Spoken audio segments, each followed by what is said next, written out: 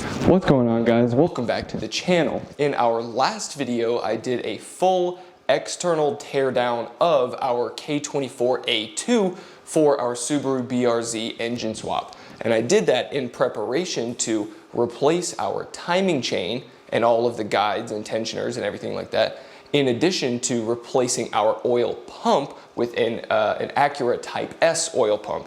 Also reinstalling our new aftermarket oil pan for the swap. So if you guys are trying to do either of these two jobs or really anything in between, I'm going to try and make it as simple and as easy as possible so that you can follow along and do it yourself instead of having to take it to somebody else.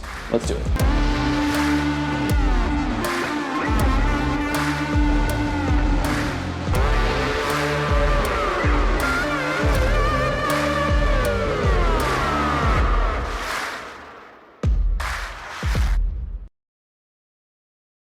Alright, so first things first is we need to get the top cover off of the engine first so we can get access to the cams, and then we'll work our way down. So all of the bolts that are on the top here are going to be 10 millimeter. You've got these 4 which hold on this cover for your spark plug gully, if you will.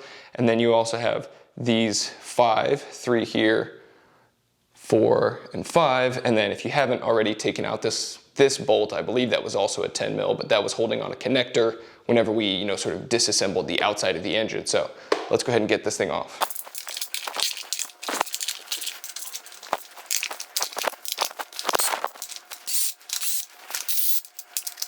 Now, what I highly recommend you do, anytime you're taking bolts off, nuts or bolts that you plan to reuse, or even if you don't plan to reuse them, you just want to keep track of where all your stuff is.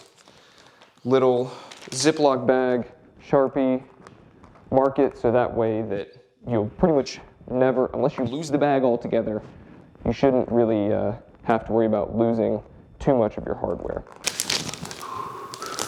Okay, there we go. All right, so once you get this first center cover off, you're gonna be able to see your 4 spark plugs. So because this engine is so old, and really because my power goals are above stock levels, we're gonna be putting in new spark plugs anyway, and we're gonna have a completely different harness. So really none of these, electrical pieces we need to keep. So pretty much all of this can go. So the ones that are still bolted in, so this one and this one, those bolts come out whenever you take the cover off. They fall into those same exact spaces, and that's where those 2 bolts are located. So yeah, take these other 2 out, and then really you can get these kind of loosened up. Yeah, there we go. And then the clips should squeeze from both sides and then pull straight off. You can kind of get access to this and just press in here with your thumb, squeeze that in, and then it'll pull straight out. And then do that for the rest of them.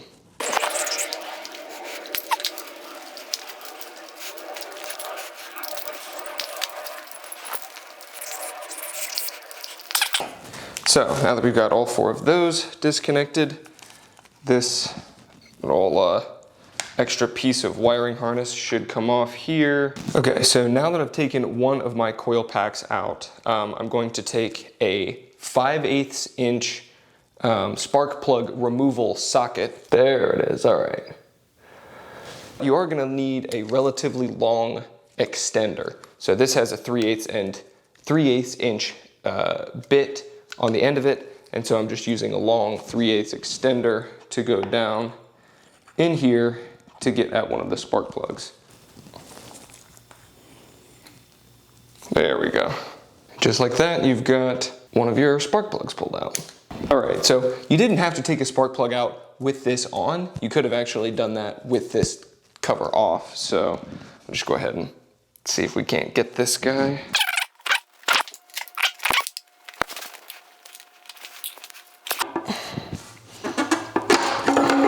Go.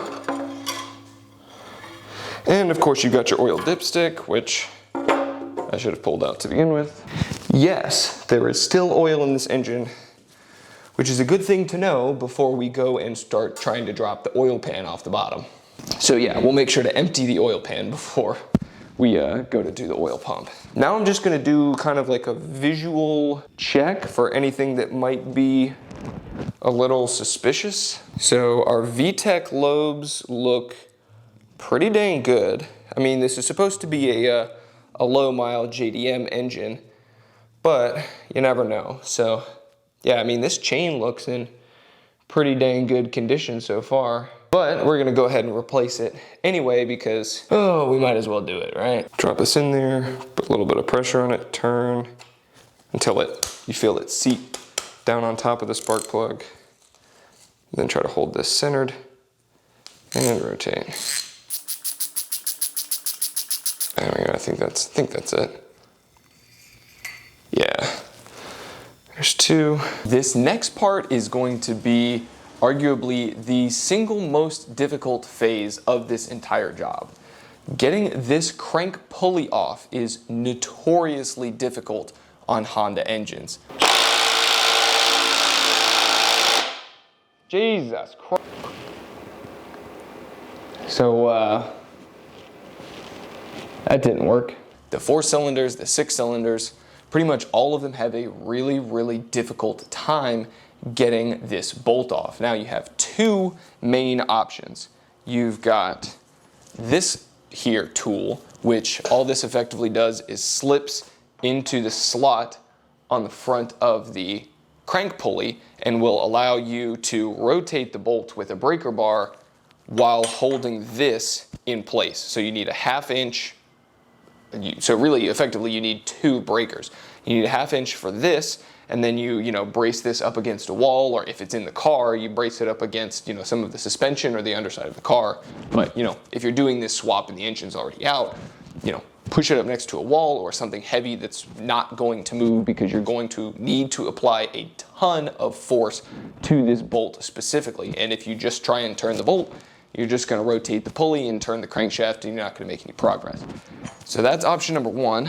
Option number 2 is one of these. So this is a Lyle 19mm crank bolt removal socket. Now this massive socket just on its own weighs probably 5 pounds, like just the socket, not even including the impact. But because of the fact that it has so much mass, because it is as big as it is, it will give you the ability to torque more than if you had just a standard, like thin-walled 19mm socket. So I'll have a link for both of these tools down in the description if you guys want to check them out. The next step after that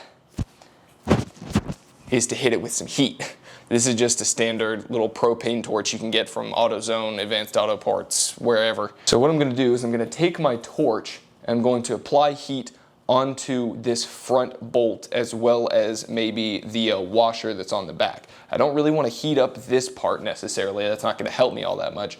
All I'm really trying to do is get this bolt off so that I can get this crank pulley off, and then we can take the timing cover off and we can actually continue.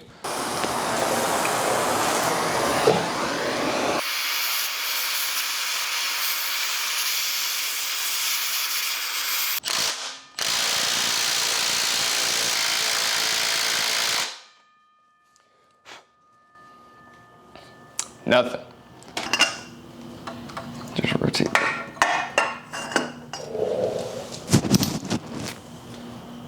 Maybe? I don't know if this is really going to have enough leverage to try to do it.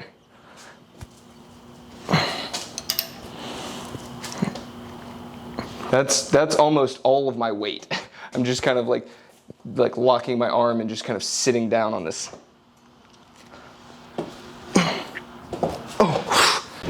All right, so we got heat on it. I've got this braced up against the stand itself. I'm gonna get my other 19mm in there. See if we can't break it loose. Come on. Not trying to like knock my engine off the stand.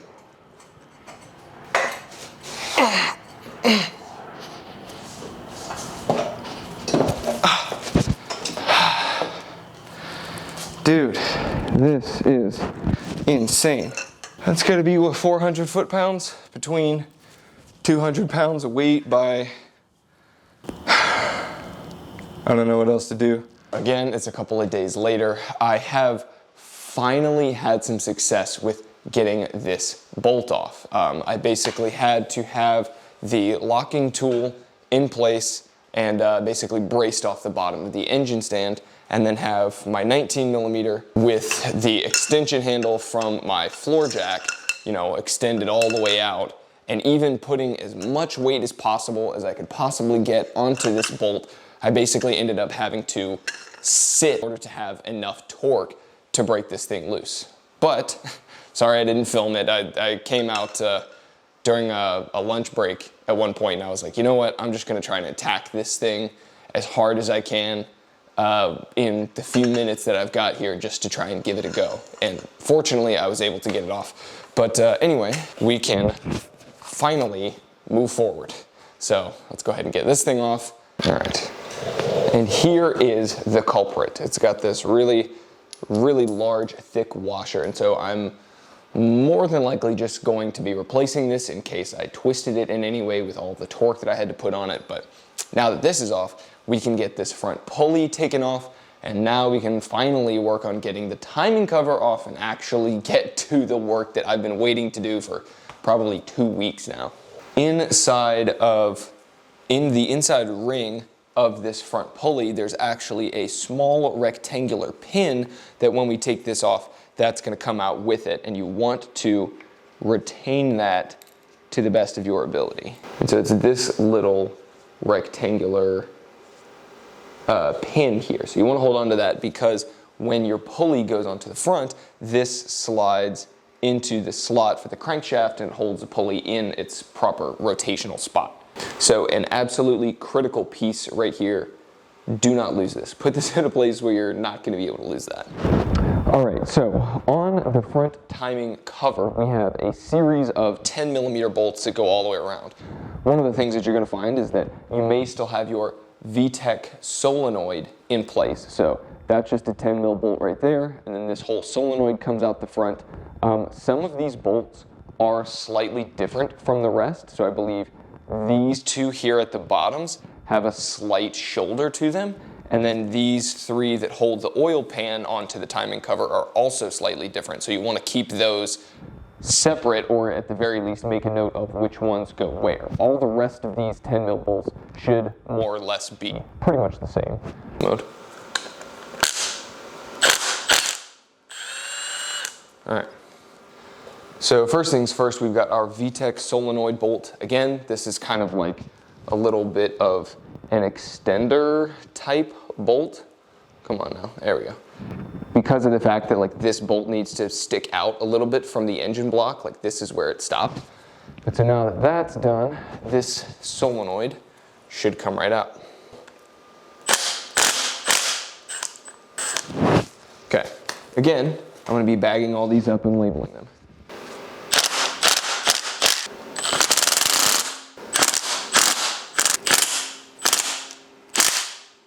Yeah, so these bolts take up the majority of the ones that are holding the timing cover on, except for the bottom two corners bolt holes. That's these ones with this little extra shoulder that I was talking about.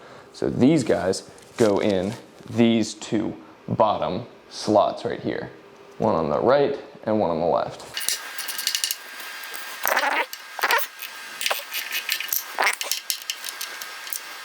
Okay, so here is the main difference between these three bolts at the bottom.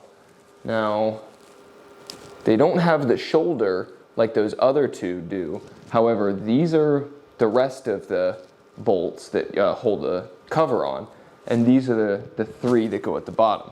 And really, the only major difference is that these are just shorter. Now, the threads on these don't start until about the first half an inch or 3/4 of an inch up, but these have to be shorter because of the fact that they're going into the bottom of the timing cover, into this opening. You may or may not be able to see. Yeah, So these bolts have to be able to slide through the oil pan into the bottom of the timing cover and then stick out into this open gap that's right here. So these 3 bolts are going to be just a little bit shorter than the rest of them. So take note of that, keep them in a separate baggie or do whatever you want with them, but just make sure you remember that. Ah, that's a worse problem. So what just happened is I removed the VTEC oil supply valve and of course it was full of oil. Go figure. Who would have thought that the oil supply valve would have oil in it? So what this guy is your VTEC oil control valve.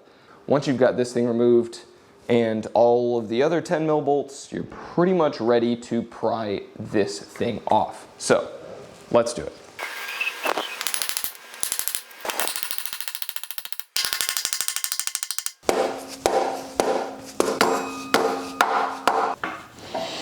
Getting a little movement there, a little bit of wiggle. So what I'm gonna do actually before I take this off is flip this thing over on the engine stand, just rotate it 180 degrees and try and drain anything that's out of the engine that's sitting at the top.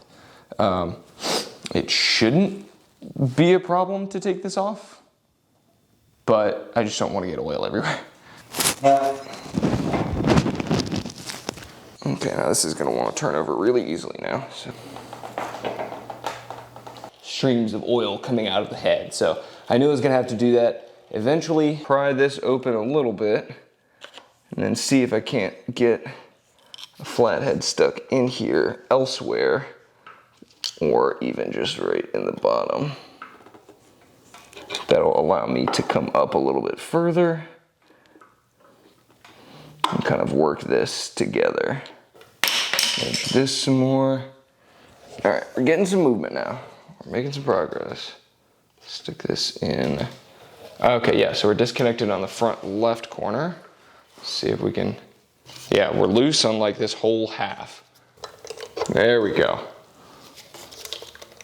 Aha. Yes. Now we're talking.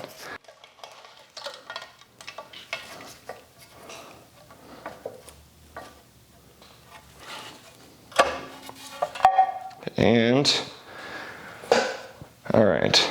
God, that was a freaking task and a half.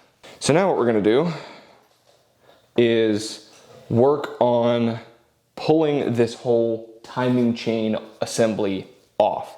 Actually, before I do anything else to create any more debris, I wanna go ahead and cover up this oil pan. I know I'm about to change out this oil pan and, you know, replace the oil pump and all the rest of that, but just to be sure, I want to cover the bottom of this so that anything that falls down while I'm scraping off this gasket and stuff doesn't get dropped down into the oil pan. So if you're not replacing your oil pan and oil pump and all that, you definitely want to cover this, because anything that removes off of this and gets dropped down into the pan is then going to get sucked up and pulled into your engine, which you don't want. Now, before we start disassembling any of this stuff, especially before we take this tensioner off or these top guides off, we want to make sure that our timing is right and that our timing is not going to move. We want to get the engine to top dead center, which basically means that piston number 1 is all the way at the very top of its stroke. Now, how do we do that? How do we know that? So there's quite a few marks that we have on the front of the engine that will help tell us that. I'm gonna try and point them out to you. So the main points that you wanna keep an eye on in terms of the camshafts are the arrow markers that you have as well as the dots. So what I'm going to do in order to be able to turn the engine to get it to top dead center is I'm going to take my 19 millimeter crankshaft pulley bolt and screw it back into the crankshaft, and then I'm going to use that to be able to turn the engine to get to where I know I need to be. So just to give you guys a little bit of information on what you're looking at here, this is your crankshaft position disc or plate, and it has these teeth on it so that when this spins around, the crankshaft position sensor, which is looking for these teeth, will recognize the pattern. You'll see that like some of them are a little bit closer, like these two are kind of close, and then these are all spread out. And so it knows where these teeth come up, it knows where the crankshaft position is. And then behind that, you have the timing chain gear, which is this smaller one right in between this guy and the back gear. Now the back gear is what drives your oil pump, and that is where you're gonna find your indicator for top dead center. And so it's really hard to get this thing to focus and to show exactly what I'm trying to show you guys. So there's a small arrow on that inside ring. When you see that arrow line up with the arrow on the top of the engine, which is going to be right here, that's how you're going to know that your engine is at top dead center. And at that point, you're going to need to make sure that your camshafts are also aligned. Okay, so they're here and here, and as I rotate this, they get a little bit closer and a little bit closer, and then they become pretty much perfectly lined up between this line and that line. So you can see how these two marks are not quite, and needs another like 1 or 2 degrees. As you rotate this, those two lines will come together and then pass each other all the way around. So you want to just turn the crank until the point where these two lines meet up. So that's pretty dang close. You want to check to make sure that those two are in place, but you also want to make sure that those two arrows that I was trying to show you guys earlier on that inner disc are lining up. So the one on the gear is now pointing straight up, and the one that's on the block is pointing straight down. So those arrows rotate around, and so now this crankshaft is at top dead center, and these two camshafts are aligned. Now, while you're working on taking the chain off and all that, these camshafts are more or less going to be free floating. So there is one small simple tool that you can use that will help you keep these in place without moving around, and you can keep your timing. Okay, so this is what's called a cam lock tool. It's essentially 2 little metal rods connected by a wire. I'll have a link to this down in the description if you guys need this or want to pick it up. It's going to make your life a good bit simpler when it comes to replacing this. So on the back side of the engine is actually where these go in. Okay.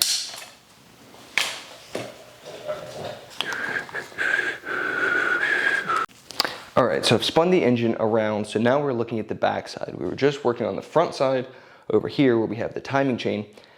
This is the back side of each of these camshafts. And so what you'll notice is that there are 2 holes on each of these camshafts. You've got, or camshaft back ends more or less. You've got one right here, and you've got one right here. And that is where this cam lock tool comes in. These are made at an appropriate length to be able to reach both of these. And what you can do is you slot these into those holes as long as they're aligned with the body of your head. And so what that basically means is that if you connect this rotating disc to this fixed piece, that means that this whole camshaft is not going to be able to rotate. And so what you'll notice is that this one is in and it fits, but this one is just a little bit off. You might be able to see that. And so I'm going to insert this one, and it's not going to go all the way forward. And so what I'm going to do is actually put a little bit of pressure on my crankshaft. I've still got that 19 millimeter bolt with the bar connected to the front of the engine on the crank. And so I'm going to rotate this just slightly enough until this cam lock slides into that hole. Yeah, okay. So I felt that click in, so now that is secure and that is secure. So now that we don't need to worry about our camshafts moving on us while we're doing the work at the front of the engine, now we can actually start the disassembly of the timing chain and everything else that we're gonna do. All right, so now we can work on the front of the engine. The first thing you want to do is remove your tensioner. So you've got two 10mm bolts right here, and then that will cause this guide to swing out of the way. And when this swings out, this whole chain will become slack. So that is the point where having that lock in place is going to be really good to help these cams not move at all. So let's take this off. Okay. All right, if you're not going to be replacing this tensioner, then obviously keep it, but the OEM replacement kit that I got comes with a new tensioner, so this one I'm not going to be keeping. So once we have the tensioner off, we're going to remove the two 12mm bolts that are holding on this top guide. One important thing to note is that for these two bolts, they are very, very different, as you can see. This one on the right-hand side, or the driver's side, is just a standard 12mm bolt. But this bolt is actually not only the 12mm bolt for this, but it also has an extension that is used for keeping your head cover on top. So just make sure that this one goes on the left side when you reinstall it. So now we can take our top guide off. As you can see, these are very long. And so now your chain is completely loose. There's not anything that's going to be keeping this on or holding this in place.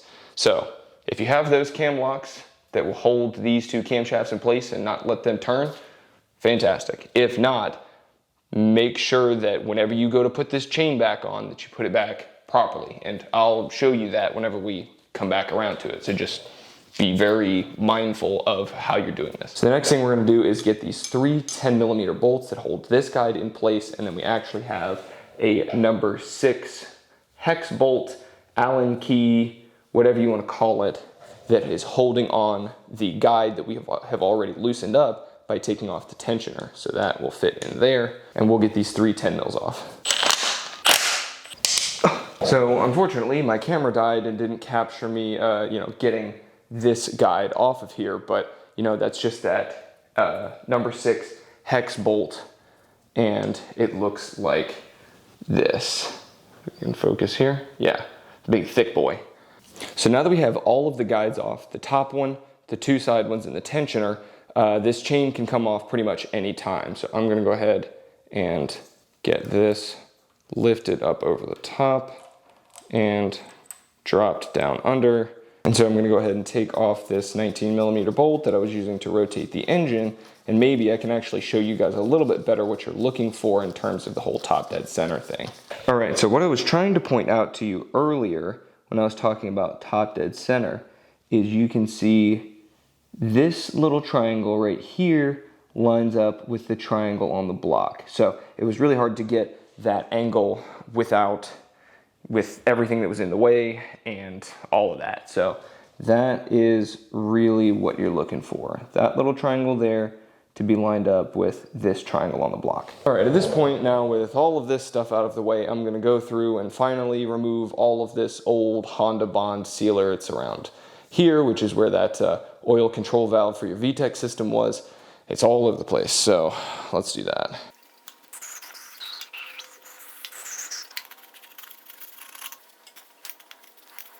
So now that we've gone through and cleaned up all this and scraped up all of the old gasket material, the only thing I really need to do before flipping this over and doing the oil pump, this is that toothed camshaft disc that I was mentioning earlier.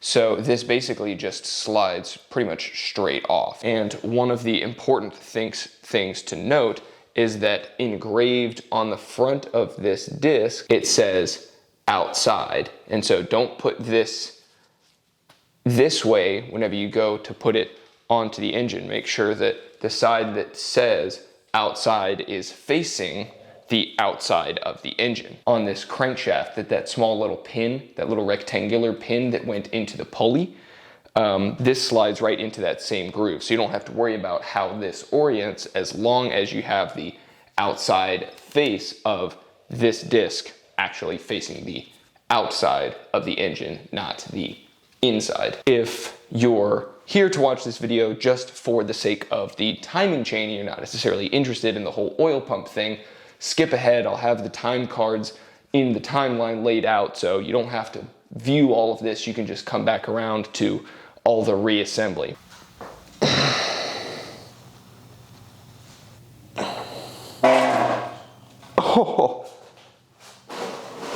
Oh no. Oh no, that's so much oil. Oh crap. Damn it. So now we can focus on getting our oil pan off. We need to be able to get to the oil pump gear and the chain, and I'm going to be replacing those along the way.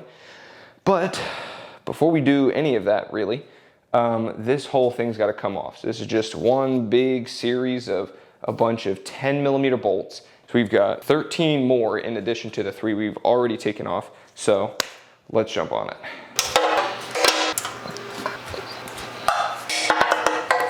Because it has that, sort of liquid sealant on it, the same way that the timing cover did, we're gonna have to pry this baby off.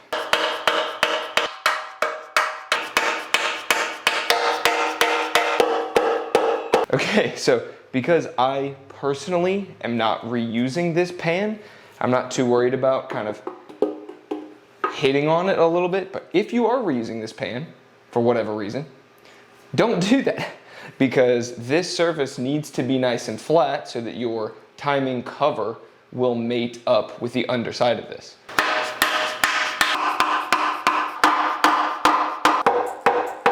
Feels like it's got some movement now. There we go. So now the old oil pan comes off, revealing the stock oil pump gear, and all of that. This is really what we've been trying to get to, is the oil pump. We've been taking all of this stuff off to be able to get at the oil pump. The K-Power kit, when you order it, the oil pan for the K-Power swap kit is made to work with an Acura Type-S oil pump. What I need to do is get this old oil pump out of the way, but in order to do that, I've got to be able to get this chain off so that I can pull the pump out. So next thing we're gonna do is focus on getting this chain off, and then subsequently this gear is gonna have to come off. As a part of the K-Power kit, they send you a new main gear with both the oil pump as well as the timing chain teeth on them. So really our next step is going to be these 3 10mm bolts, which will release the tensioner. This is basically your tensioner. This is just another guide. So these 3 10mm bolts will remove this, your chain will go slack. This tensioner is gonna come out of place, and that chain is gonna go slack. A number 5 hex for these 2 bolts on the guide. And again, all of the bolts that I'm taking off are going into a bag that I have labeled. So to get the oil pump off, you have 2 12mm bolts at the front and then 2 14mm bolts at the back. Not sure why they felt the need to make them different, but that's how it's set up. So we have the 2 12s at the front. So that's what your 12mm bolts look like. These are the 2 on the front near the gear. So you'll notice when you pull these off that these are different sizes. The longer one, obviously you just kind of keep track of where you pulled it out from. And it appears that the 2 14mm that go at the back are the same size. So pretty much your oil pump and your front gear with the chain on it have to more or less come off together. So your oil pump is going to lift up slightly, and then you're going to swing. You can actually see this gear moving a little bit here. So this is going to come off as you pull these off together. There we go. Oh, there we go. Okay, so we're out. We are outie. So let's see if I can, there we go. Slide that up. This forward a little bit. All right, now this should almost come loose. There we go. So now our gear pretty much is free hanging. So take this whole thing, drop this down into my old oil pan, and ta-da, we have a bare, not bare necessarily, but the bottom of our engine block. Bring you guys in a little bit. This little piece is also going to need to come off because we have a new windage tray that's going to cover the full length of this. So this little piece comes off, looks like 410 mils, I'm guessing. Everything I can of.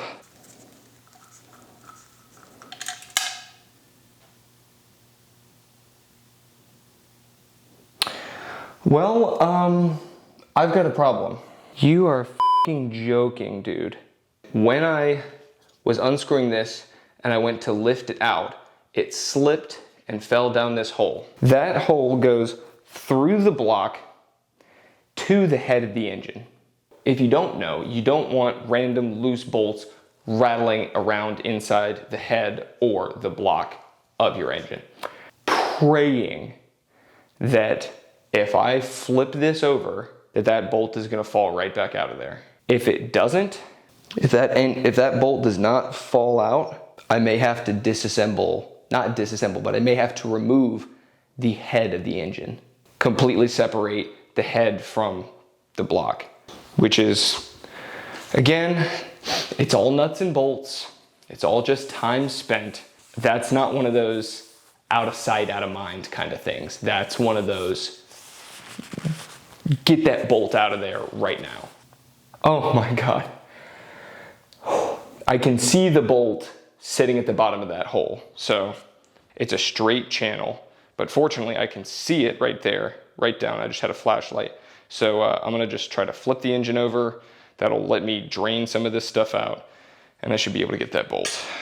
Yeah, so what you can see, if this makes any sense, is that right here, yeah, you can see the light coming through right here. That is just a straight passage down through the block all the way to the bottom of the engine. Whenever I took that little windage tray off, slipped and fell down this and came up towards the top of the head. Once I turned the engine over, it fell about halfway and kind of had to, it kind of got itself lodged sideways a little funny. So all I did was I took my stock, oil dipstick, slip it down there very carefully through that hole and kind of wriggle it around until that bolt came loose. So crisis averted for the most part. Back to working on the oil pan side here. And so what you'll find is that in addition to that little 4-bolt windage tray that went on the back here, you also have this other small little piece that was 2 10-mil bolts. So we're gonna get that off. Oh, so these are 14mm bolts. Go ahead and scrape up all this old gasket material, being careful to not let much, if any, of it drop down into your cylinders. All right, so I feel like I've gotten most of, if we can focus, most of that old silicone gasket material off. There's still like some tiny little remnants. You just really want to make sure that the surface that you're going to be putting your new oil pan onto is going to stay as flat as you can get it so that it seals and it doesn't leak. The next thing to focus on is this little oil jet right here. This guy, this little circular piece right in the middle, that actually needs to come out. The reason for that is that this is one of the things that returns oil from the engine down to the pan where the pump is. And with, while running a higher capacity oil pump, like I'm gonna be doing with the Acura Type-S oil pump, this is actually going to become a restriction point. What they recommend for using to get this guy out of here is, there's 2 different options. One is you can actually use a very small drill bit to drill down into the center of that jet. And then after you get, a handful of turns in there, it should stick, and then you can just pull it out with the hand drill. The other option is to use a wood screw, so anything that's really just got a point on it, because you want to be able to sort of penetrate the metal and get down inside of that oil jet. and then, you know, use a, you know, once you screw it in there, then you can just use any Phillips head screwdriver to be able to pull it out or wiggle it loose more or less. Or you can use a pair of pliers to grab onto it and pull it out. I don't have any wood screws, so my option, what I'm going to be doing, is drilling into this and then seeing if I can actually, very slowly drilling into this and seeing if I can pull this out with my hand drill. All right, so I know this looks kind of crazy, but I'm just trying to take every possible precaution that I can to not ruin this engine. This might be overkill, and it probably is, but you know, I'm gonna do whatever I possibly need to do to be able to get this thing reassembled with as little damage as possible. So I actually did end up finding a wood screw with a relatively sharp tip. And it's really tall, obviously, so I'm not going to use anywhere near this many threads. But what I am going to do is go ahead and insert this into the small hole of the jet and try and get, I don't know, maybe about 3 of these threads all the way down. Wants to focus. Yeah, maybe I'll get about 3 threads in. And then hopefully I should be able to put some pliers on it, wiggle it back and forth, and then be able to pull this out, because this is just press fit in.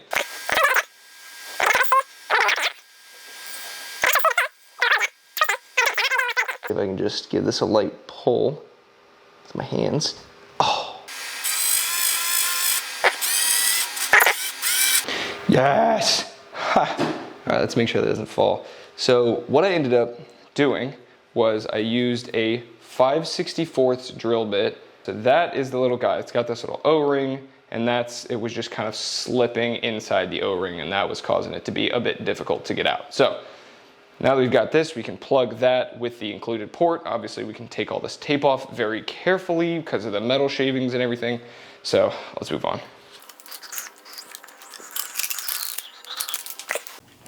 So at this point, everything on the engine that we were going to be taking off has been removed.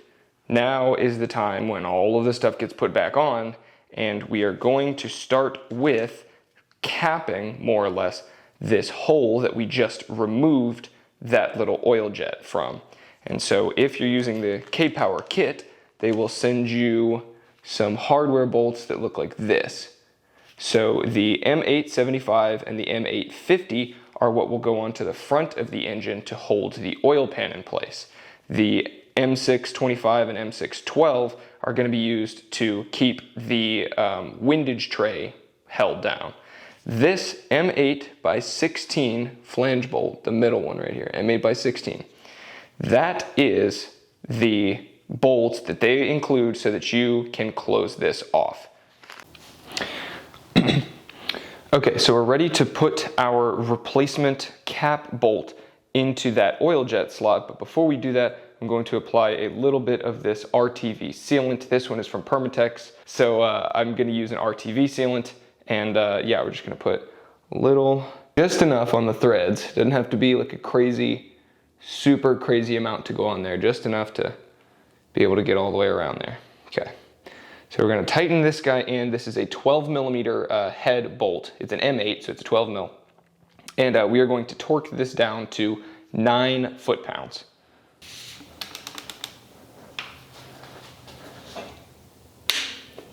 There we go. Okay. So the next thing that we're going to need to do is to actually get our new Type-S oil pump on here. And along with the pump comes the new front gear that goes onto the front of the crankshaft. So a quick word of caution for anybody who's doing this with the Type-S oil pump. If you're using the K-Power swap kit for all of this to go into a 86 BRZ, before you go through the hassle of, you know, putting the chain on and getting the gear slipped onto the crank and everything like that, make sure that the clearance between the block and your oil pump is completely flat. Make sure that that is able to seat all the way down. You guys will see in a second that I'm gonna have some problems with this. If you recall, when we were taking off the old oil pump, we kind of had to shimmy the gear off the front and then shimmy the pump forward and kind of go back and forth to get it off. We're kind of gonna have to do the same thing going back on. So this little pin right here at the front of the gear is going to line up with that main channel on the front of our crankshaft. So inevitably when this goes on, it slides into place whenever it does that, and then it clicks in because of that little tab. So I'm gonna keep somewhat of correct orientation with that. I mean, we can rotate this however we want at this point. So let's see, we're gonna have to kind of hang this chain a little bit. All right, so now we've got it set in there and it's able to spin. So what we've got to do is get this piece on the front. I'm gonna make sure that's relatively close. Get our gear on the front and sort of slid into place as we work the oil pump over top of the engine. I'm assuming that this chain is made to be able to fit this oil pump, as the gear probably sits like 4 millimeters higher than the stock one. So this chain needs to be just a bit longer because it wouldn't even sit flat like this with the other chain. So if you've got a chain from K-Power, use it. And so now these two little dowels are now sort of in those holes. I'm gonna try and make sure this is gonna sit nice and flat.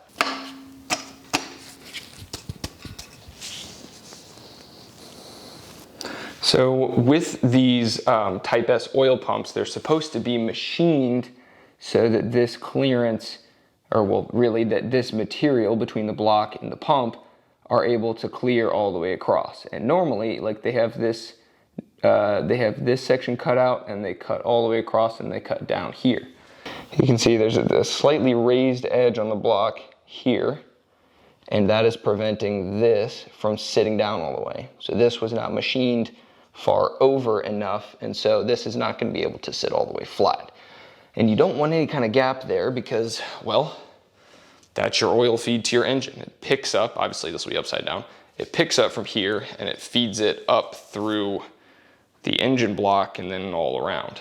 I am going to pull this off, get a little cutoff wheel and then maybe a flat disc on my grinder and try and cut that off. I have my grinder set up. I've got just a little cutoff wheel on there. So all I'm really trying to do is, I know that when this sits on the block, this angle right here needs to have a little bit, just a little bit taken off of this. Now that is relatively close to one of the holes that it's either the tensioner or I believe it's the tensioner that these guys mount to. So I don't want to, I'm not trying to mess up any of these threads on the front side or on the back side, but I think I have enough room to be able to remove not even a 1/4 inch, maybe 1/8 of an inch. So let's do it. Here's how much, really it's about this side. Here's how much I did. I only just cut off that teeny little corner. I'm not trying to damage the threads here. I'm not trying to take off too much material. I just want to make sure this is going to sit flat. So I'll make sure that our dowels are in place and it can all sit down nice and flat. There we go. But you can see that little notch that I took out right here, this little kind of 90-degree corner here. And it was previously hitting on this little ledge, but now that that's cut out, that's good to go. So that pin that's on the back of there that I showed you guys earlier, which should more or less be able to slide right into place. So if this is not aligned quite properly, it won't be able to fit all the way to the back. So once we turn this a hair and it slides in, it's pretty much good to go. So now we have some slack in our chain. So we're gonna install our guide on this side and then our tensioner over here. So you don't have to replace your tensioner. You can probably just stick with the old tensioner that you had, but you do want to replace the guide because this is a slightly different guide that is made for this oil pump. Because of the fact that I was so good with my bolt retention, I can just pick right back up where I left off. So this is the oil pump, chain, tensioner, and guide, and I know that these two somewhat little specialty bolts are what are going to hold our new guide in place. You should have 2 of these. It was that, that number 5 hex bolt. Now we're gonna do our tensioner. This is the new one, not the old one. Okay, so we're gonna get, 1, 2, 3 bolts. They're all 10 millimeter.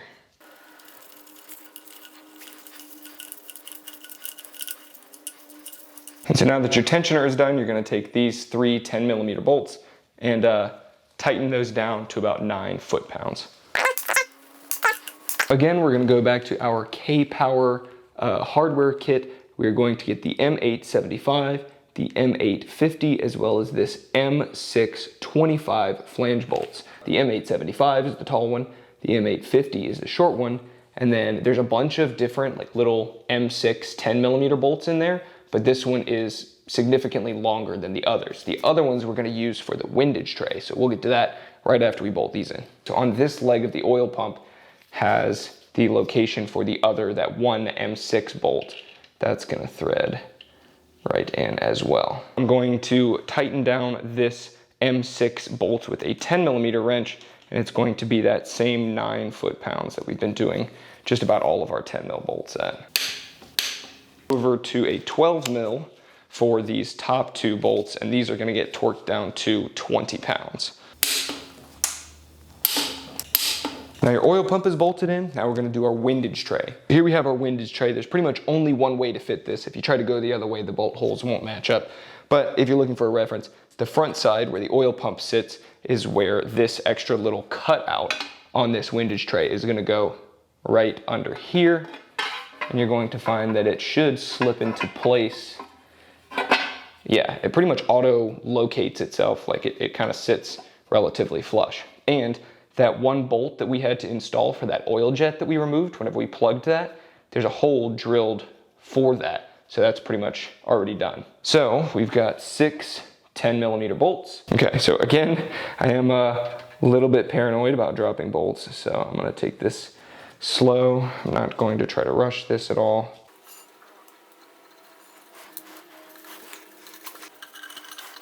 All 6 of these bolts, 10 mil, gonna be torqued to 9 foot-pounds. Number 6. All right, so that is gonna wrap up pretty much everything for the oil pump side of things. We had to remove the old timing chain, tensioner, guide, and all of that. We had to take off the oil pump. We had to remove that one little oil jet. And I'm trying to think if, scrape off all the old gasket material so that we can get a nice smooth surface so that we can lay new gasket. And then reinstall our new main gear, our new chain, the new guide, and the new tensioner. And then new oil pump, windage tray, and now everything there is pretty much ready to go. So the last thing to do to really button up the bottom side of the engine is to drop on our new front sump baffled oil pan from K-Power.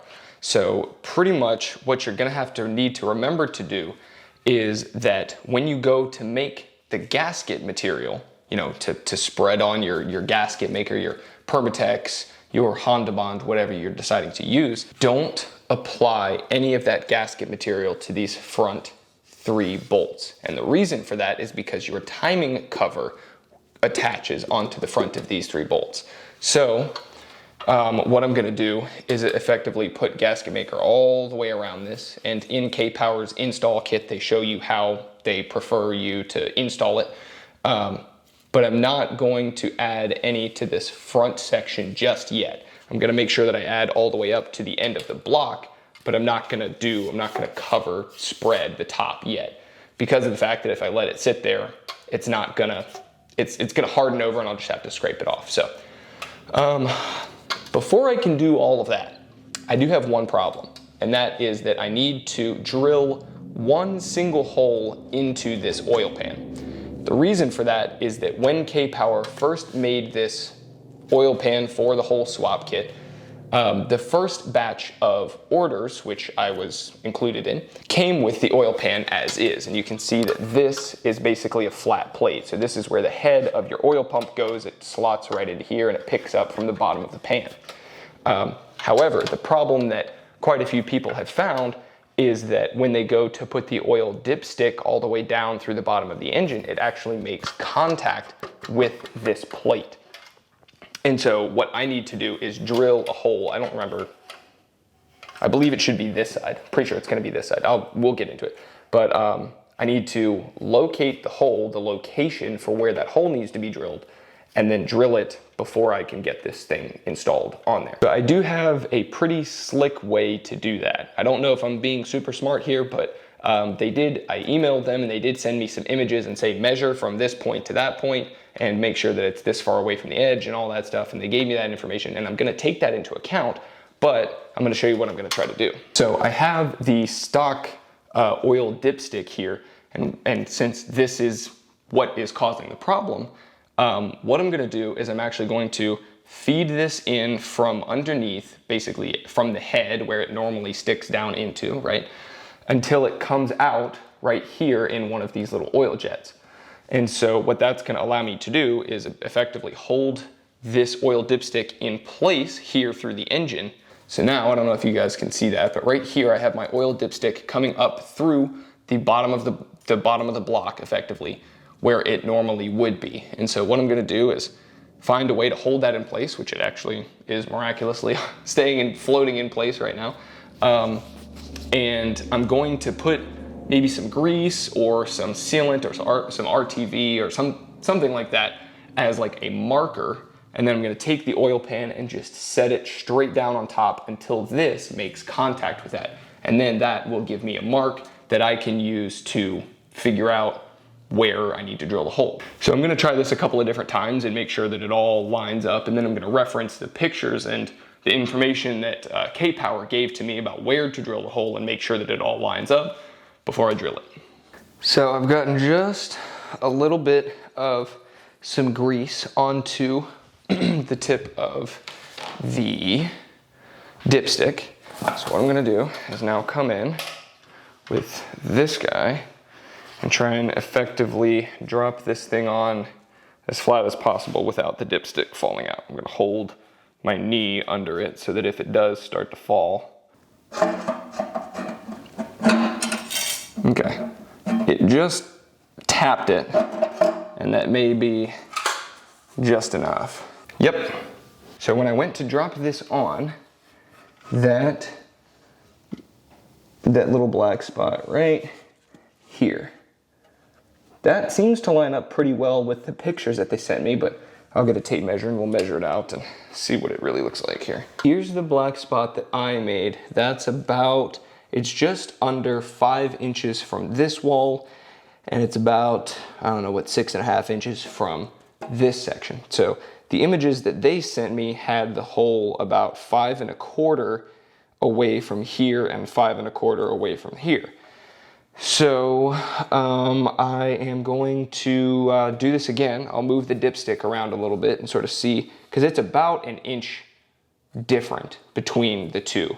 So yeah, what I'm gonna do is basically just wipe off what I had on the dipstick previously and put a little bit more on there and, I don't know, try this again.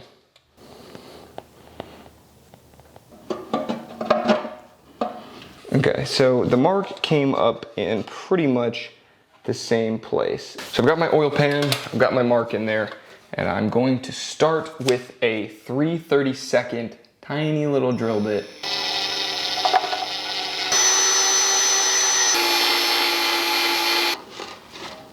Here is the hole that I drilled, you can see it right there. I'm trying to contain the metal particles, but obviously when you're drilling down through, like, you're gonna get stuff down in there, unfortunately. So what's most likely gonna end up happening is I'm just gonna have to go through and rinse this thing out with a bunch of water. Just take a hose to it and spray it out and get as much of that stuff that's in there that may be stuck, because there's already stuff down at the bottom. Yeah, you've got this little, what's called swarf, which is drilling debris effectively. So I've got my hole drilled right here, as you can see on the inside. And I actually did end up using a step drill bit. So the hole needed to be 1/2 inch and the bottom width of this is 1/2 inch. So The problem that creates, obviously, is that you have all those metal pieces down in there. So I blasted this with a pressure washer just to try and get as much of that out as I possibly can, because I've said this a million times in this video. You don't want metal shavings floating around in your oil. What I'm gonna do is slap this guy onto the engine and then see if my oil dipstick will fit into this hole. Let's do it. Down a little bit lower, into place. Let's test the dipstick. What I'm looking for is for this to make, yeah, so that's making some contact. Aha! Let me just peep under here and see if it's, yes. All right, it is going through that hole. That will work. The only thing is that the bolt on this front left-hand corner, right-hand, whatever you want to call it, doesn't seem to reach. Now I may have to drill another one just to get this bolt to be able to thread in. After working on this oil pan quite a lot, I decided, you know, I might as well just go ahead and drill out pretty much all of these holes to the point where I won't have to worry about like test fitting and taking off and refitting and taking off. So I've just gone through and drilled out each of these holes about 2 sizes, about 2/16. So these are all drilled out to about 7/16 at this point. I just used a stepping bit on my, you know, power drill, got all those out, tried to contain the metal shavings as much as possible, and I'm, you know, gonna go back through and pressure wash this whole thing and make sure I can get out every last piece that I possibly can. But I had the thought, if I'm concerned about how this is going to fit onto the engine block, then what about the 3 holes at the front that are supposed to fit onto my timing chain cover? So what I'm going to do is reassemble all of the timing chain components, and then after that, I'm gonna put the timing chain cover on. I'm not gonna seal it in place yet, but I'm gonna put it on, and then I'll test fit the pan again to make sure that, you know, I don't go through and end up having to drill more holes. Because if I go ahead and seal this thing up, you know, put gasket maker on it, bolt it in, tighten everything down, and then find out whenever I go to put the timing cover that these 3 bolts don't line up with the timing cover, that's gonna be a whole nother can of worms. I'd have to take the thing off, scrape all the gasket off again, and start over. So what I'm gonna do is jump into the reinstalling the timing chain. I'll put the timing chain cover on, and then we'll come back to this. So if you just wanna see how this goes, you can skip forward, or if you wanna stick through the whole thing, you can do that. So let's get this engine flipped right side up, and we can start on the timing chain.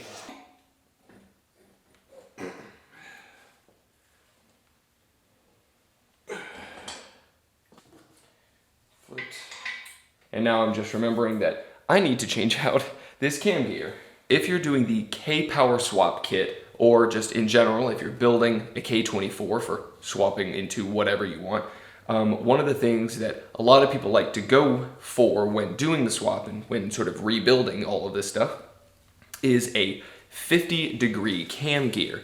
Now, what this is going to do is going to allow your VTEC to actuate in a longer range, a wider range of your power band.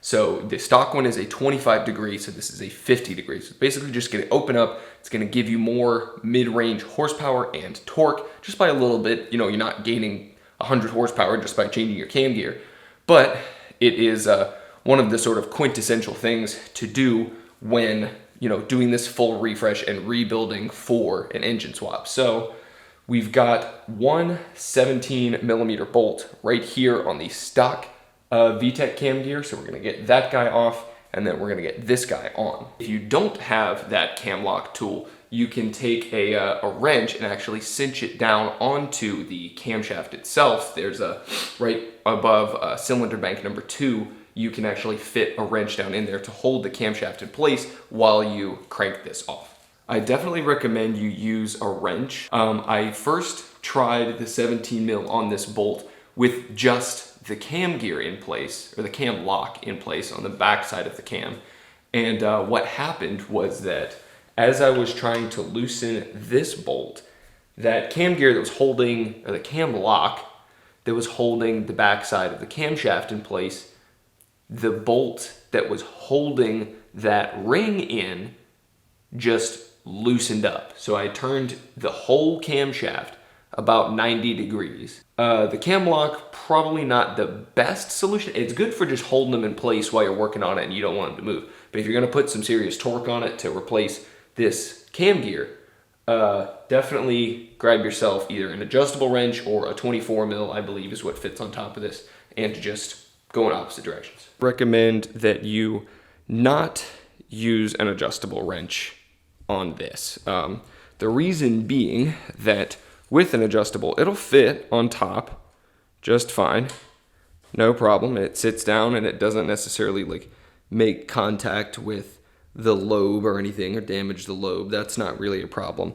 The problem is that what you need really is to be able to get your 17 mil socket on the front of it and have this guy be attached onto the camshaft but also braced here against the bottom. Because if you're trying to, you know, hold this guy with one hand and wrench with the other hand down on that, it's going to be nearly impossible to really be able to pull those two things apart. Because the reason this doesn't work is that, you know, if you take this and you crank it the opposite direction, so if you crank it clockwise in order to be able to get this into the next position on that cam gear, instead of here, you need it to be there. So if you crank this clockwise to be able to slide this on, these wrenches are just a little bit too big to be able to slide down into this gap. And you can see I've kind of worn a little bit off of it right there. Not that that's really a big problem, but it's just, this thing is not going to be able to get all the way down in there and attach onto the cam and also brace and lock against this side. So I'm off to the store to get a 24 mil wrench.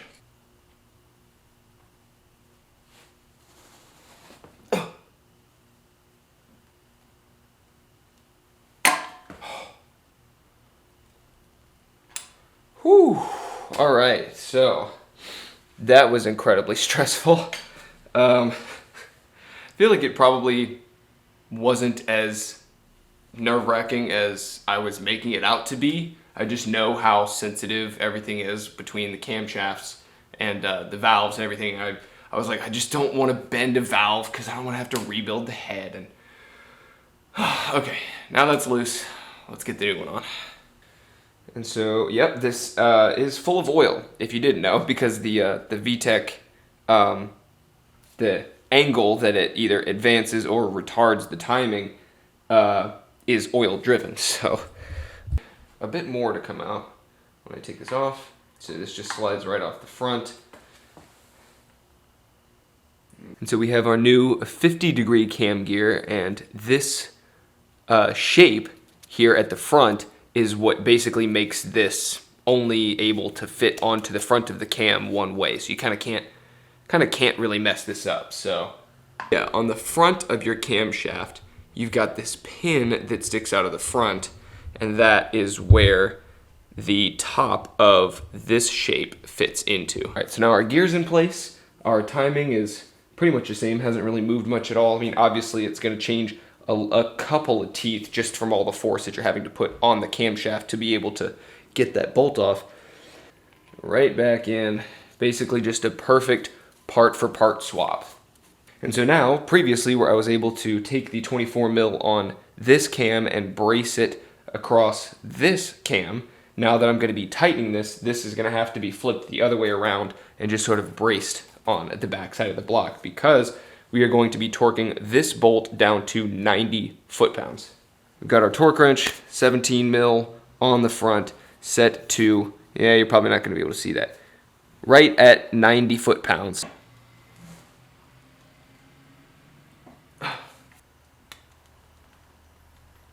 Oh, sheesh. Trying to click that one more time.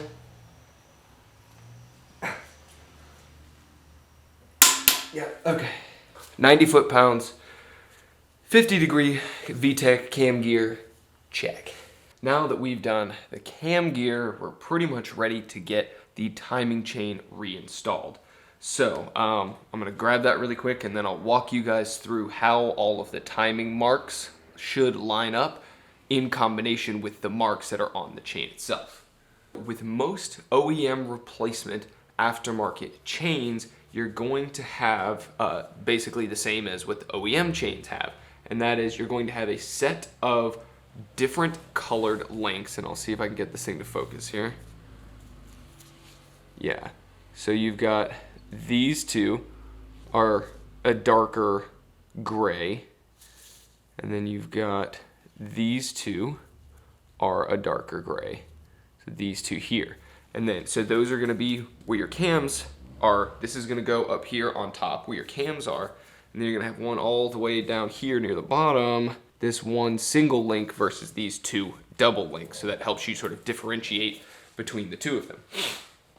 So in between these two darker colored links, you're going to have each of your camshafts have an arrow that's pointing straight up versus where your timing marks are. So on mine, on this new 50 degree cam gear that I just installed, this one has a vertical arrow and it also has a dot on the specific tooth that it wants you to put it on. And then the other stock cam gear on the exhaust side has one dot on that tooth. I can already tell that like these horizontal marks aren't quite identical. Let's see if we can just hang this over the top.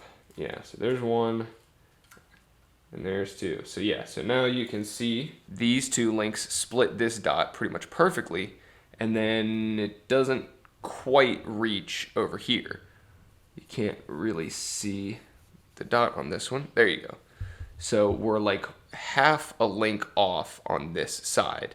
So this needs to be able to reach over a little bit further down this way. So what I'm gonna try and do is just twist this cam just a little bit enough to the point where this slacks up and I can pull the chain over one tooth. There we go. So that right there is what's called jumping timing. So basically because this cam seems to want to have a little bit of tension on it, it's being kind of annoying, honestly. There we go. Okay. Because this cam kind of jumped a little bit, I'm now on for this cam, this dot being right in between these two, but now I'm off for this one. So I'm gonna have to try and, anchor this back, get the chain in the right spot, and then pull this down and get a little bit of tension on it so that this cam doesn't jump anymore. So we've got our dot in between these two, we've got that dot in between these two. These two cams are more or less these horizontal lines on either side are lined up. And so now we can focus on where this chain needs to go down on the bottom crankshaft gear. Now that I have the arrow on the cam gear lined up with the arrow on the block, one tooth with a dot on it. I hope you guys are identifying that. I'll point it out in post. I'll give you an arrow. So this dot right here needs to be right in the center of this one dark link on the chain. So if this arrow is lined up with that arrow, if this dot on this gear is in the center of that one link, and if this dot is in between these two links, and this dot is in between these two links, and these two horizontal lines need to be perfectly matched up horizontally. So obviously, like, I haven't done this yet, I'm just talking you guys through it. Once all of that is done, then your engine will absolutely be in time. That is how you make sure that you have proper timing on a K24. So let's go through and let's do all that. But after kind of messing around with this a bunch, trying out the old chain, trying out the new chain that I had in my replacement kit, I thought that my old chain was just gonna work, but it's like, it's off by a little tiny bit. And I don't want to take any risks, especially with this, because this is super important. So I went out and got a new chain I just ran down to my Advanced Auto Parts, picked up this new chain, and when I compared it to the DNJ chain that came in the kit that I had, this is just a teeny bit longer, which is like what I felt like I needed with that other chain. I feel like this one might be a little bit too long. This one is probably stretched, elongated a little bit from stock. So what I'm gonna do is take off this old chain and compare it to the brand new one that I just picked up. So this one here is the stock one, and it's longer than this one, which is the new one I just bought. And this one, the new one I just bought, was just a little bit longer than the other DNJ replacement chain that I got. So I think this is gonna be the Goldilocks. They're right in the middle.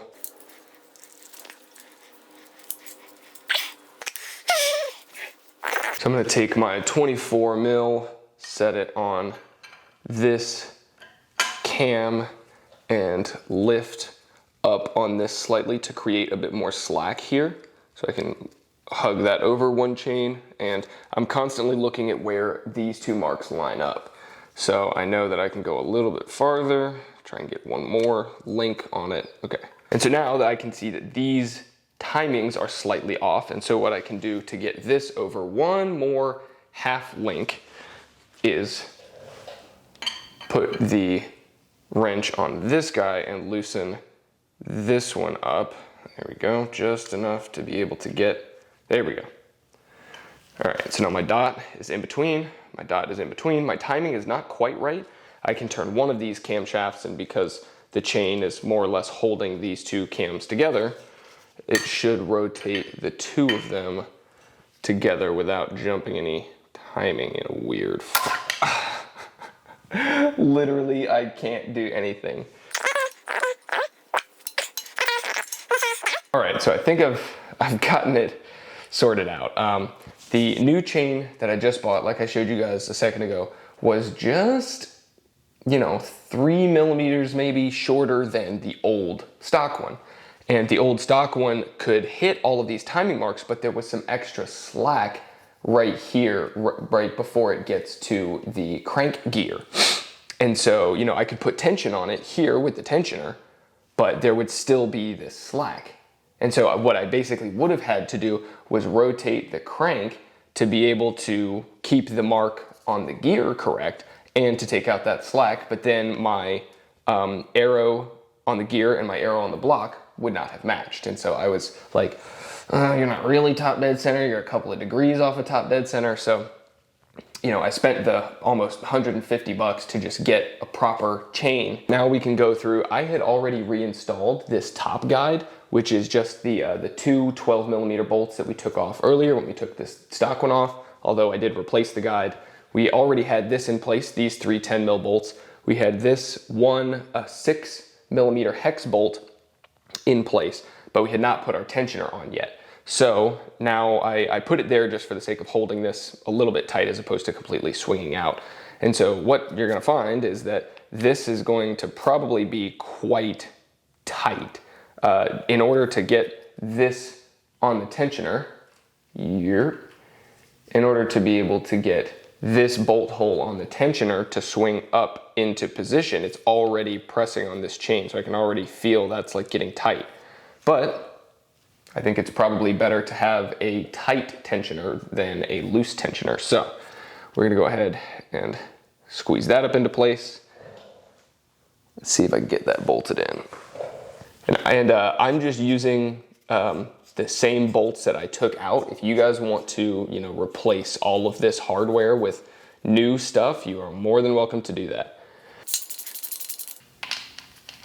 Okay, everything's on just barely snug. I haven't torqued anything down. It's all just kind of on there at the moment.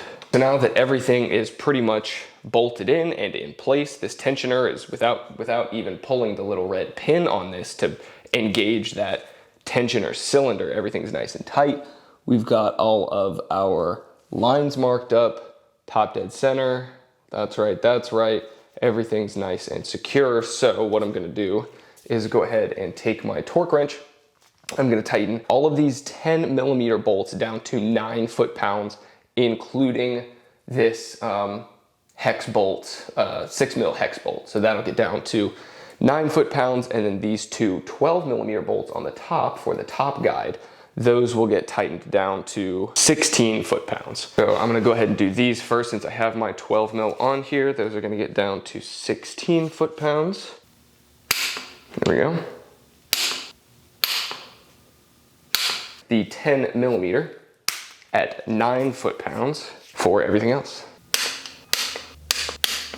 Everything's tightened up, going through double checking that everything's pretty much right. All right, and so now that everything's bolted down and you've checked your timing 18,000 times, you can finally pull this red pin on your tensioner. Okay, so now what you're gonna wanna do is actually rotate the crankshaft a couple of turns just to make sure that everything stays where it is and that nothing's gonna jump off. I mean, all of these tensioners all of these guides feel nice and tight. I doubt we're gonna find anything historic here, so let's give it a go. And it's normal to hear a little bit of clicking from your tensioner or from your guides. That's pretty normal. All right, there we go. So what I'm gonna do actually is go ahead and chase this chain all the way around. I'm just gonna do a full once around just to make sure that we're still holding our timing.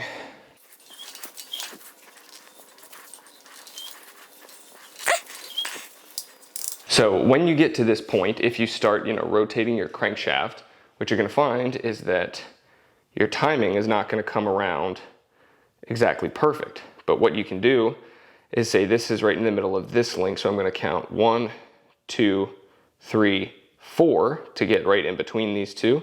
And then from here, I'm gonna go 1, 2, 3, 4 to get right in between those two. So our cams are good, they haven't moved. So it may be a little bit difficult to identify, your crank gear versus the colored link down here because this has a different number of teeth than that. But if you don't hear any snapping or any jumping while you're rotating this thing around, I think it's safe to say that you're pretty safe from a timing standpoint. And that pretty much wraps up the whole internal refresh. Now, there's a couple of things left to do before you, put your timing cover back on and you throw on your oil pan. One of those things being that you're going to need to get your crankshaft position disc back in place. And you want to make sure that where it says outside, right there at the top, is facing the outside of the engine, not facing the inside of the engine. And again, this has that little pin, so it should be able to slide onto the crank in only one orientation, so you shouldn't have to worry about which way it goes on. The next step in buttoning all of this stuff up is to get your timing cover back on. Now, I have an aftermarket Skunk 2 timing cover, which is super slick. As you guys can see, this thing is a gorgeous piece of billet aluminum. It actually comes in 2 pieces so that if you want to remove the head of the engine, you can do that without having to take the entire thing off. You can unbolt the top half and then that comes off separately. And also, if you want to do any kind of decking where you shave down the surface of the head or shave down the surface of the block, that allows you to also shave down the surface on the top half of this so that it bolts right up and you don't have to worry about any sort of clearance issues. So what I'm gonna do, because I had so many snafus with the oil pan, is I'm just gonna bolt, I'm not gonna seal this thing up yet, I'm not gonna put any RTV on it. I will go back and install a gas. There's 2 different gaskets that you need. I'm gonna do that later, but really all I'm gonna do now is just check, again, the fitment of the oil pan. So I'm just gonna take this, bolt this on with 2 or 3 bolts just to hold it in place. And then I'm gonna flip the engine over and see if the 3 bolts on the bottom of the oil pan line up with the 3 bolts on this timing cover.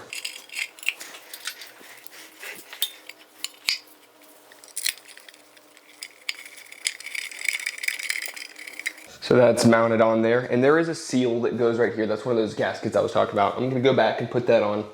I'm just checking the oil pan fitment at the moment.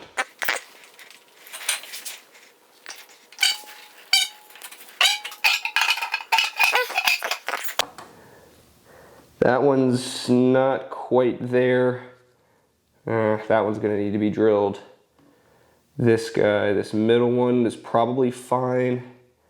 And then that guy's, again, probably fine, but you know, this one, and I know it's on the corner, like, so this is already not a ton of metal, but it's right on the edge. I'll try and slip a bolt in there and see if that'll fit. I can tell you right now, one of the things I was worried about with these two, really, these two main ones, was not the whole plate. Well, it was kind of the whole placement, but it was also this weld bead that runs along here. This pretty aluminum weld bead was basically gonna be in the way of letting the bolts sit all the way to the bottom. I have gotten some work done on the oil pan. So this corner hole, this one right here that has been the worst offender in terms of not fitting, is now drilled out to 1/2 inch versus 7/16 on pretty much everything else. And so what you can see, that's a little bit close in terms of, it's not quite as bad as the camera shows it, but it's a pretty small amount of material on this edge. But considering how thick the flange is all the way around, I don't think it's going to be a problem in terms of like rigidity. These corner holes, or really all three of these holes, have been drilled out to 7/16 just like the rest of them.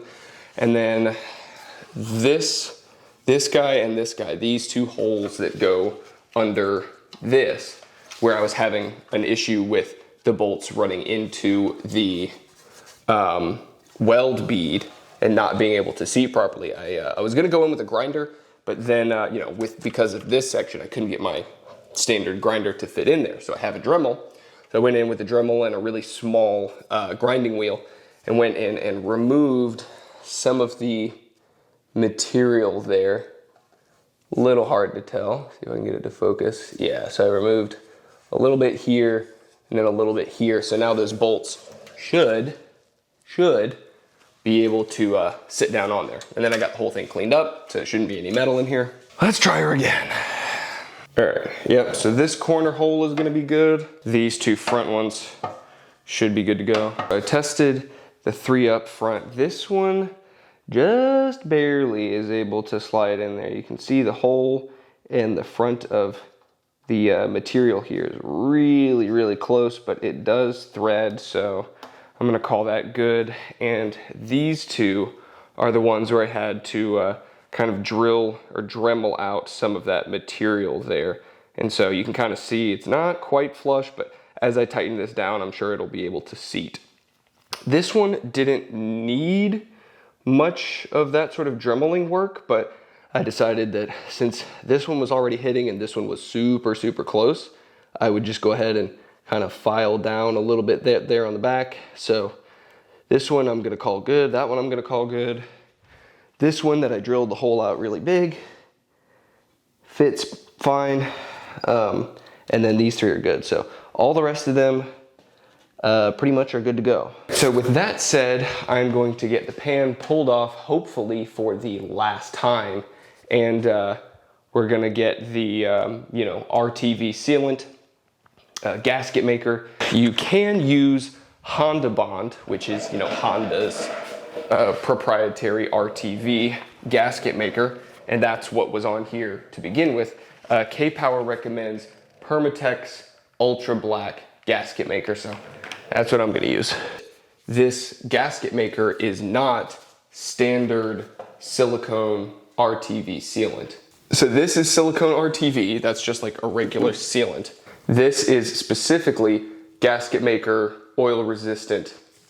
This is the stuff you want, not standard RTV sealant. And what you want to do is make one continuous bead. You don't want to have like a bunch of space in between.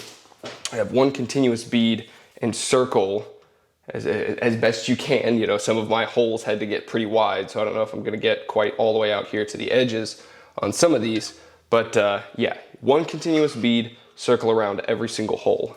I'm just gonna start up here at the front just because that's what seems easiest.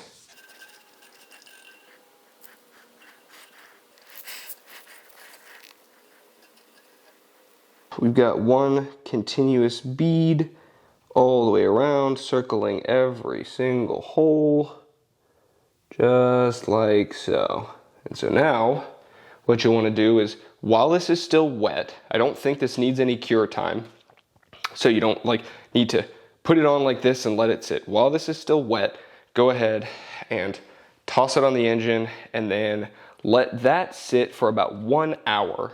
It says to let it sit for 1 hour before you torque it to spec. I made the bead all the way, you know, all the way around 100% of this, and then remembered that I was gonna wait to do the timing cover section. So I just wiped all that off.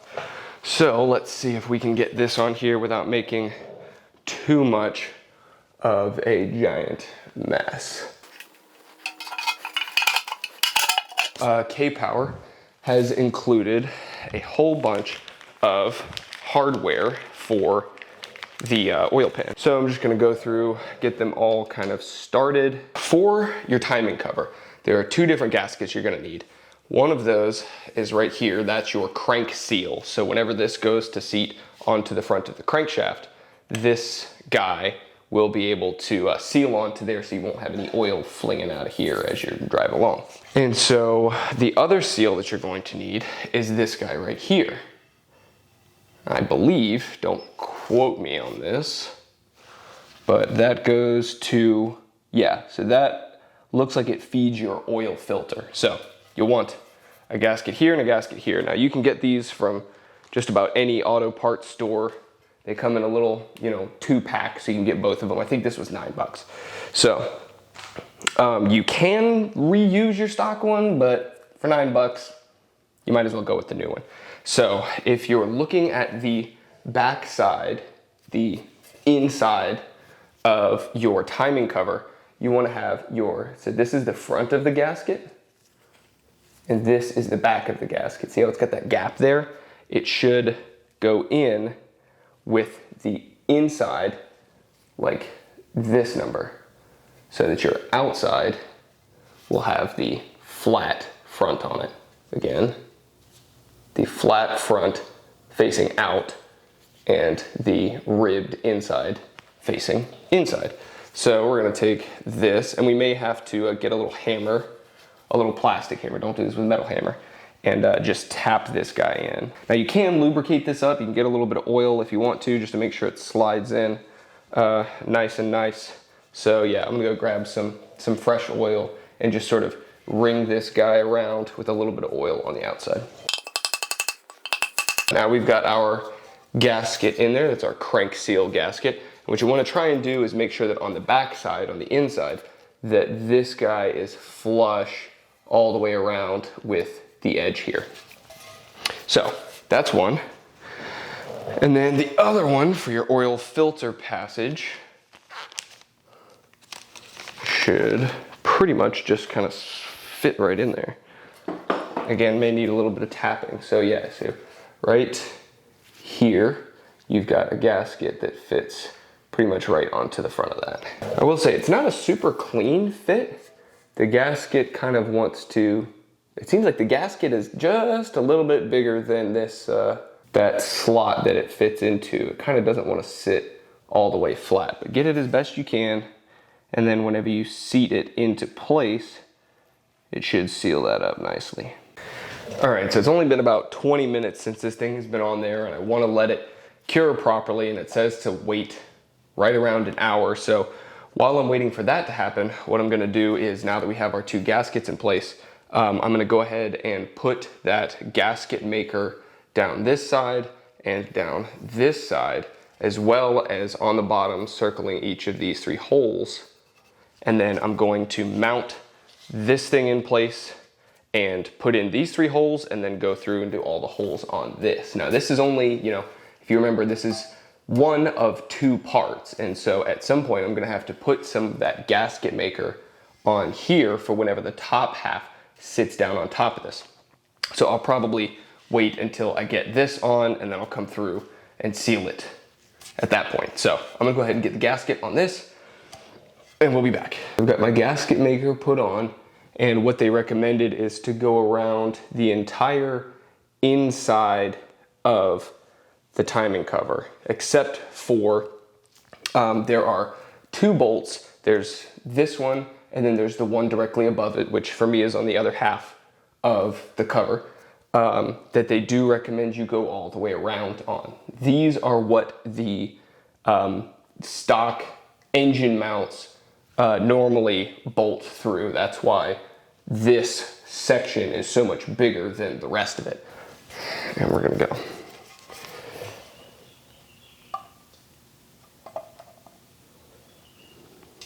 Skunk 2 includes their hardware. Normally you would take, for these bottom two, these two right here, you would take these like shoulder bolts. There's only two of these whenever you first take the stock one off. But Skunk includes two longer of all of the rest of their hardware. So I'm gonna go ahead and use those.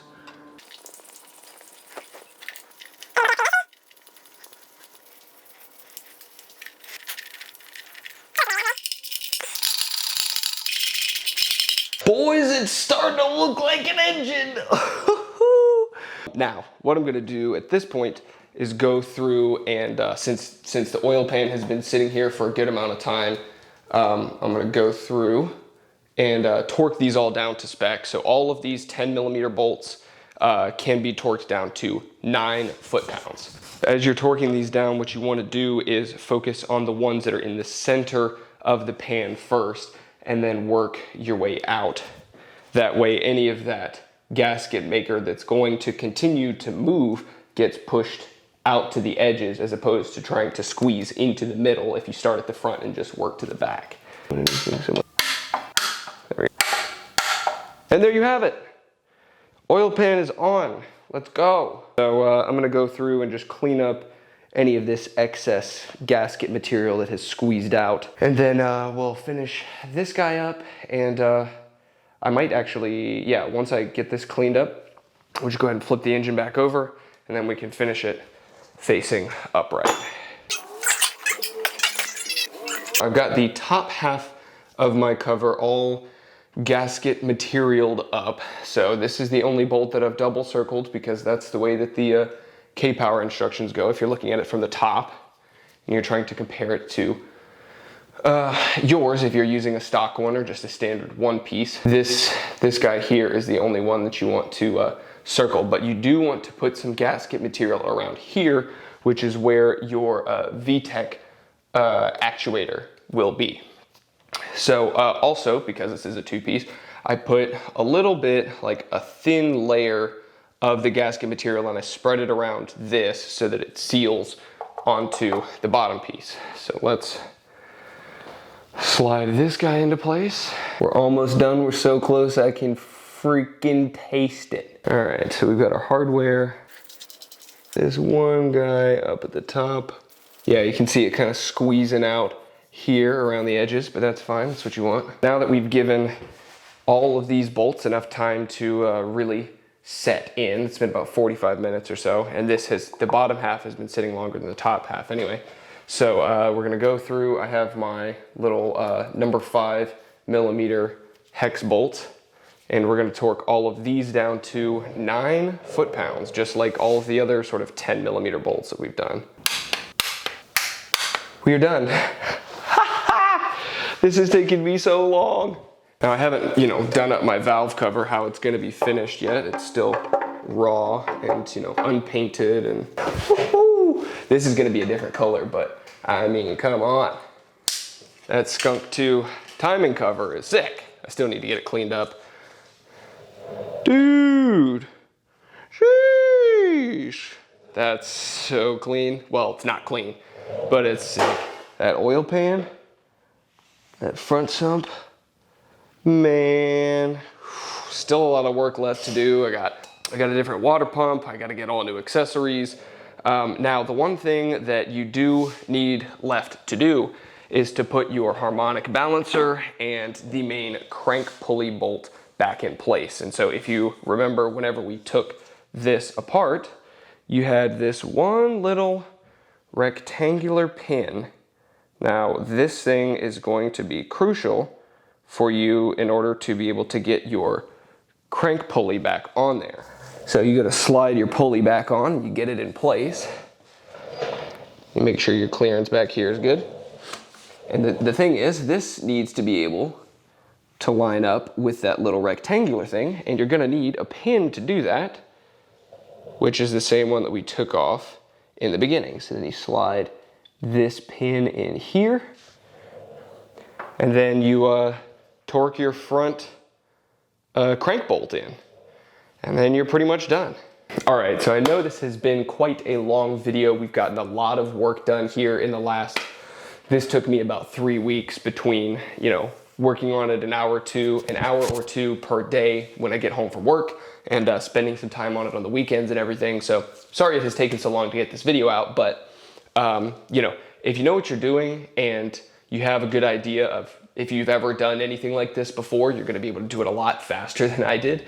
I was, getting super nervous about the timing chain and how the camshafts might, I was like, I don't want to bend any valves and everything, which may not have really been that big of a concern because of the fact that, the crank's not turning, but it was pretty stressful for me. So I was taking way too much time to be able to go through and do all of this stuff. So, I hope you guys find this helpful. If you are doing this swap for yourself in the future, I tried to make this guide as a step-by-step. Here's every piece of information that you need to know in order to get this job done so that you can get the swap into the car and get driving sooner rather than later. So if you found this helpful, make sure to leave it a thumbs up down below. I spent a lot of time trying to set this thing up for you guys.